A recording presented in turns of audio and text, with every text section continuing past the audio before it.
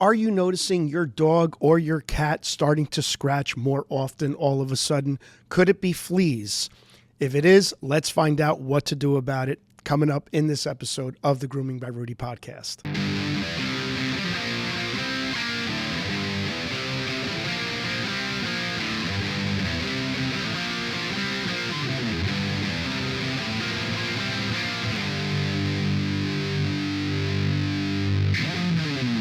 You're listening to the Grooming by Rudy podcast. Hey, everybody, welcome back to another episode of the Grooming by Rudy podcast. In case you don't know, we are father and son dog grooming duo. I'm Rudy V, along with my son Anthony Ray, and we have 55 years of combined experience in dog grooming.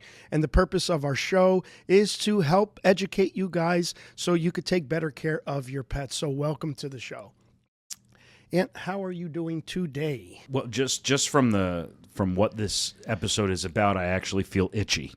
Not gonna lie, dude. I do too. I'm not kidding. I got itchy as soon as I hear the word fleas. I get itchy. I just feel like they're on me.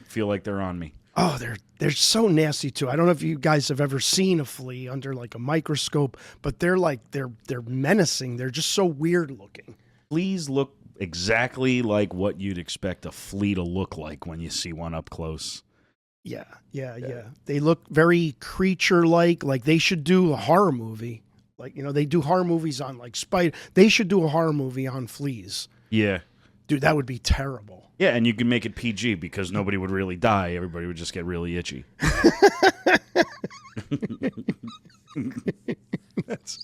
Damn it! That's more torturous than, you know. Right. Okay.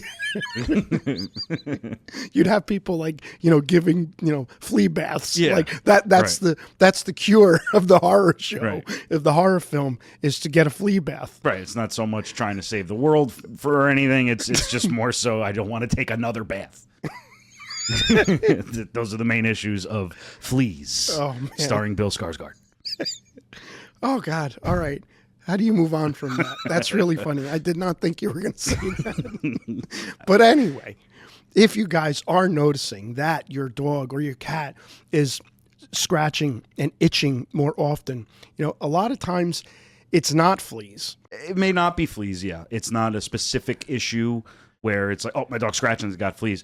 But because it's so easy to check for fleas, that may as well be the first thing that you rule out or check for in this case.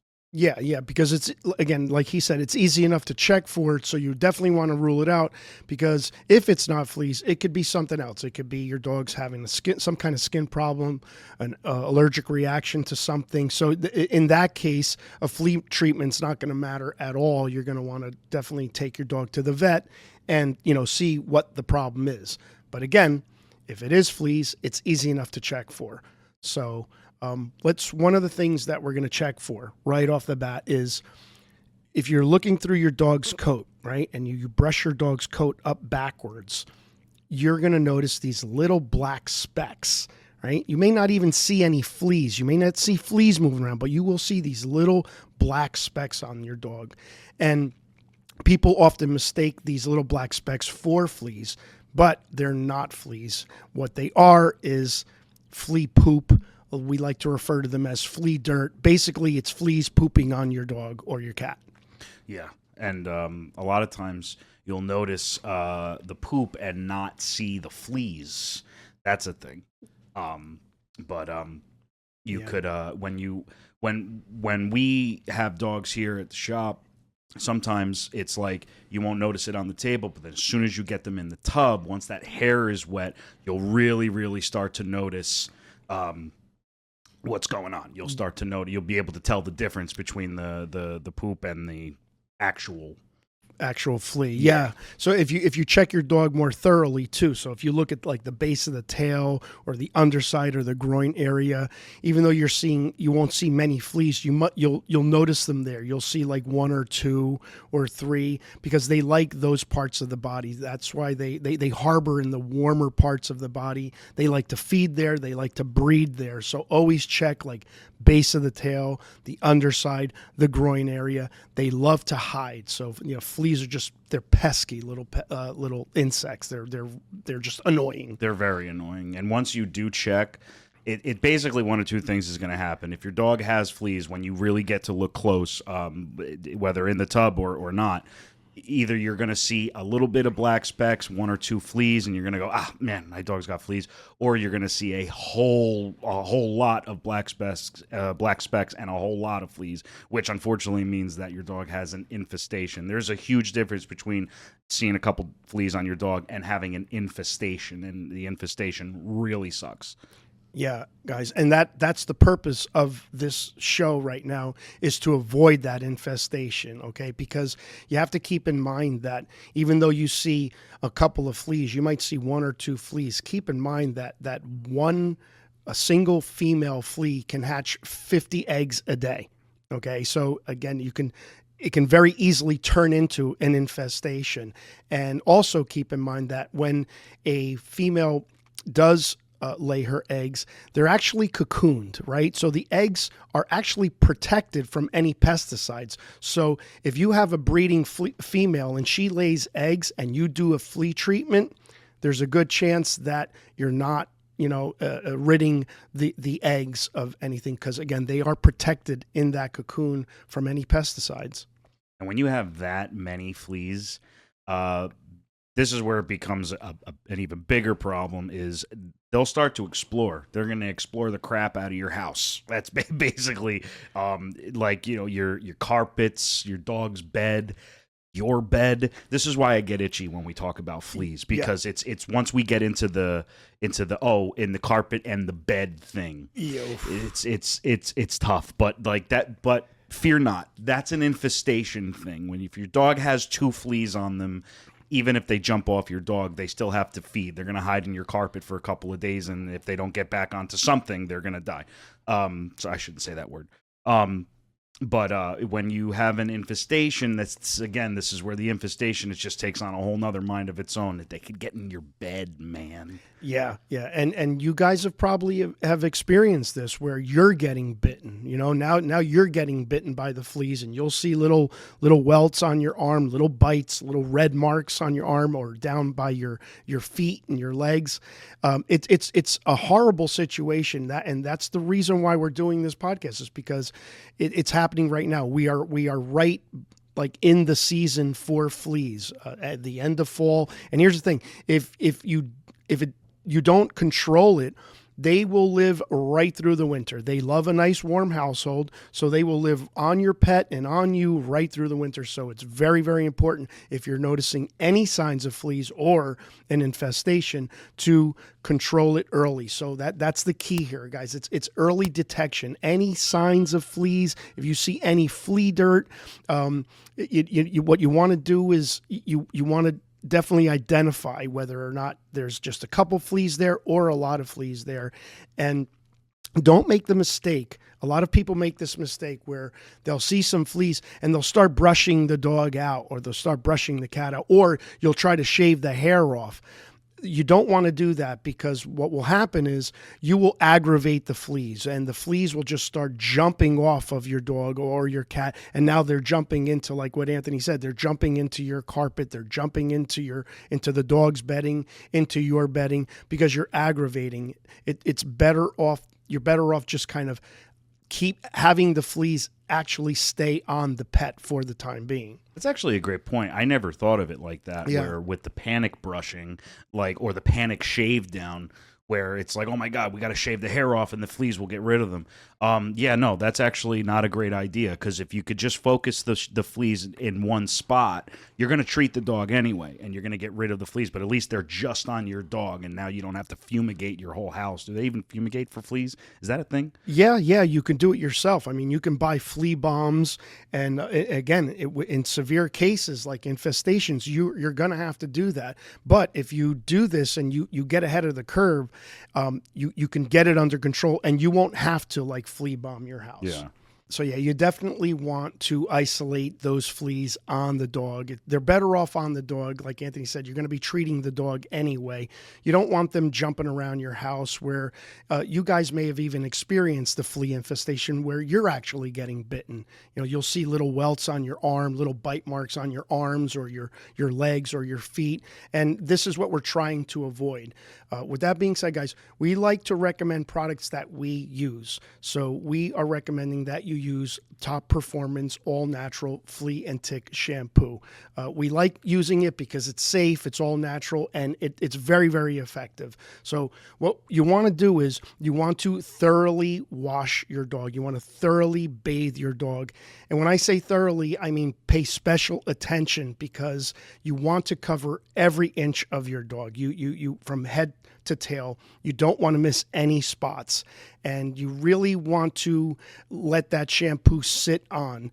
What I like to do is start around the head, because if you start at the base of the tail, all those fleas will rush up the body and they'll seek refuge in the ears and in the nostrils, and they'll come out later. Okay, so start at the head and create that barrier and force those fleas to the rest of the body where the shampoo will be more effective. And again, guys, thorough bath, and you want to leave it on for at least 10 minutes longer so that it's more effective. You even could use the same thing, the Top Performance All Natural Flea and Tick Spray, which is really good. You could spray it around. You could use it on your bedding. You could use it on the dog's bed. You could use it on your carpets. And it's really good because it doesn't have any of those harsh chemicals. You could use it with, even if you're using Frontline, you could use it with that. And normally you're not supposed to do that, but since it's all natural, you could use it with that because it doesn't have pyrethrin. What's that word? Pyrethrin? Pyrethrin. Doesn't have the pyrethrin pesticides. I'm not good at the.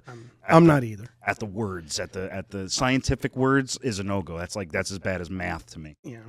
But since it doesn't have that or any kind of like harsh pesticides in it, you could use it in conjunction with some of the other like harsher chemical stuff. We don't usually recommend that stuff, but it does. Some people do see results with that stuff. Like Frontline is what I'm mainly talking about. Is Frontline that's that droplet thing? Yeah. So we're our method that we're talking about here is more topical, right? The Frontline and those things that you use, other flea repellent. Things that you can use out there, they go into the bloodstream. So if you are using Frontline, your dog can still get fleas, but when the flea actually bites your pet, the flea will just become unalive. But again, it doesn't act like a repellent either. You can still get fleas, but that's how those work. They actually go into the bloodstream and they off the flea when the flea bites. Off the flea. It's like it's a mob hit. It's a mob hit. You got to mob hit these fleas. That's what it is. This guy Tony the Flea, he's gonna go. He's gotta go. Yeah, he stole money. It's unacceptable. He stole blood. It's unacceptable. Unacceptable. Fleas are unacceptable. They are. Also, we have to keep in mind that a single female flea can hatch 50 fleas a day. Okay, 50 eggs a day, rather. And keep in mind that when the female does hatch these eggs, they're in a cocoon state. So they're actually being protected from any flea treatment that you're doing. And that's why when you do a flea treatment, often you will see them come back within a couple of days because those eggs have now hatched and now you got a new flea on your dog. And I'm sure a lot of you have been asking that question too. Like, we get it all the time here where it's like, my dog had fleas and I did the flea treatment and then like 2 days later there's still fleas. Like, what am I doing wrong? It's because of that. It's because of the cocoon thing. It's the exact reason why. Of course, unless your dog's got fleas from like a specific place in your backyard that they keep going to or whatever, but 9 times out of 10 it's this. It's because you might need a few flea treatments before you're fully done with the fleas. Exactly. And that's what we really want to kind of, hit home with here. This isn't just one process. And we recommend whether, again, you see 2 or 3 fleas or you have a flea infestation, you definitely want to repeat the process because, again, if they're in that cocoon, they're going to be protected. Any pesticide you use is not going to, rid them, okay? So let's recap. So we're identifying, right? We're checking our dog or checking our cat for fleas. If you see that black flea dirt, it doesn't matter if you see 1 or 2 fleas or you see an infestation of fleas. We're going to do the same thing. The process is going to be the same. So what are we going to do? We're going to isolate those fleas. Don't start spraying around yet. Get them off the dog. We're going to get our dog into the tub and we're going to give a thorough flea bath and we're going to leave that flea shampoo on there for 10, maybe even 15 minutes. Okay. The longer you leave it on, the more effective it's going to be. Right. And then, like Anthony said, we're going to use that Top Performance Flea and Tick spray, that all natural spray. And we're going to spray down any bedding everywhere, anywhere your dog lingers, even if it means outside, anywhere where your dog lingers, we're going to spray it down. We're going to spray down all the bedding everywhere. And after we do that, because we have this gestation period now, we're going to repeat this process in 10 to 14 days. Okay? It's because again, what we want to do is get ahead of the life cycle of the flea so that we don't keep seeing fleas. Honestly, and in the case of an infestation, you may have to repeat the entire thing 3 or 4 times. 10 to 14 days later. Yeah, that's a great point. Anthony makes a great point because we've seen really bad infestations where, again, you're going to repeat this process 3-4 times. Basically, we're just overdoing it. You want to overdo it because if you don't, the flea's going to overdo you. Fleas are a big problem. We hope this episode helped you. We also just put out a short but very insightful video on our other channel, Grooming by Rudy, that might give you a little bit of insight on fleas and how to deal with them. So go on over to our other channel, give that video a watch. It might help you out even further. You could also go and check out petedge.com. You could find the products that we talked about in this episode and tons of other ones. Use Rudy5 promo code, save $5 off of $100 or more. Until next time, take care, guys.